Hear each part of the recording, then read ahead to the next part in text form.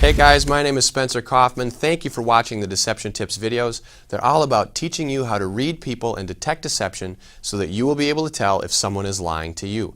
Today we are going to talk about a really neat thing about deception, and it's about liars and how they tell their stories, what they use.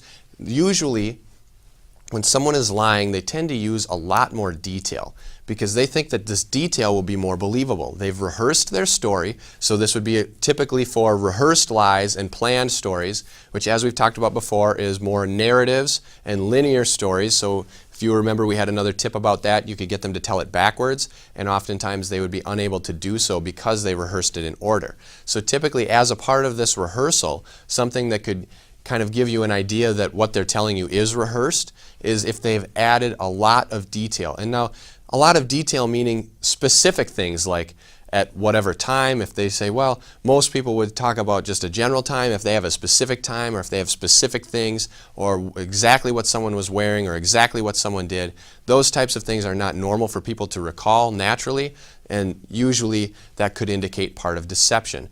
So here it is. This is Deception Tip 17. Liars add lots of detail to their stories and can be overly specific, whereas truth tellers use more general estimates and statements. They are usually very, very detailed. Liars love to inject all this detail because as they're planning out their story and as they're rehearsing it, they say, okay, well, I need to make sure that they're going to believe me. That is their number one goal. A liar wants to be believed, and they want to get the story out. It's an incredible amount of stress and tension inside their body. It's like boiling up. They're a tea kettle waiting to blow, or a balloon that's overfilled with air, and they just need someone to pop it. When that happens, they want this story to be out. So they want this to be as believable as possible, so hopefully they only have to tell it once. Because a lot of times, liars, if they're asked to tell the same story over and over again, they can't remember it. So that's another way to trip them up. You can just call them back in a day later and ask them to tell the story again. And usually, if they're the truth, then usually people kind of forget certain things or they may tell it in a different order. But if it's a liar and it's rehearsed, it might be the exact same story, which could be a little bit off. And we'll come to that another time. However, they inject a lot of detail. So normally, like if I would tell you a story and say, well, yeah, yesterday I took a drive down to the grocery store and I went down the aisle and I had to ask this guy, and he was kind of a teenage kid, and I asked him where the mayonnaise was, and he didn't really know, so we had to go find another guy who had worked at the store for 10 years, and he knew right where it was, exactly where, in what aisle, and also on what shelf, and he even wanted to know what brand I wanted, because then he would know on which shelf that brand would be. And so that is kind of just a general story. However, if it was a lie, then it could say, well, I got in my car at 4:05 and I drove to the grocery store. That maybe took me about 4 minutes. When I got in there, I asked this kid, he was wearing a red shirt and khaki pants, and I wanted to know where the mayonnaise was, and he didn't know where the mayonnaise was, so he said we had to go find this guy named Bruce who had been working at the store for 10 years and 3 months, and you get the idea. There's a lot more detail in that story, and it just kind of sounds weird, like who cares about what time it was and who cares what the guy's name was? I just want the general idea of the story. I don't need every single detail.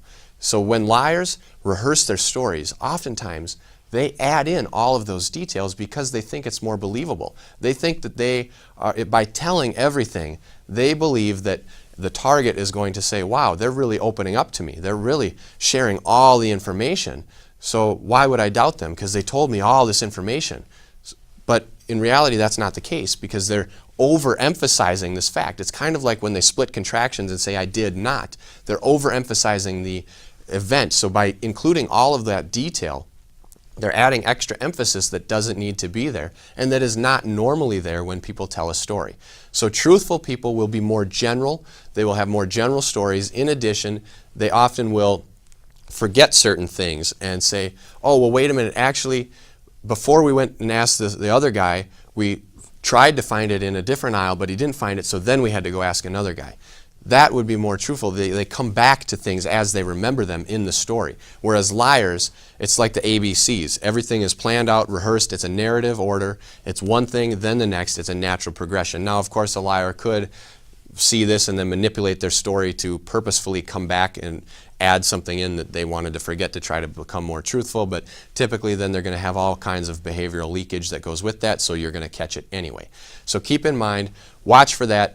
Literal narratives with lots of detail could be a sign of deception. In addition, there are a lot more signs that you can watch for and pay attention to. If this is your first time watching these videos, I would love to have you subscribe to the channel on YouTube. If you have any questions, feel free to comment on them as well. Also, if you'd like more information, we've got books, podcasts, blog posts, all available on SpencerCoffman.com that are dedicated to teaching you exactly what every body is really saying. Until next time.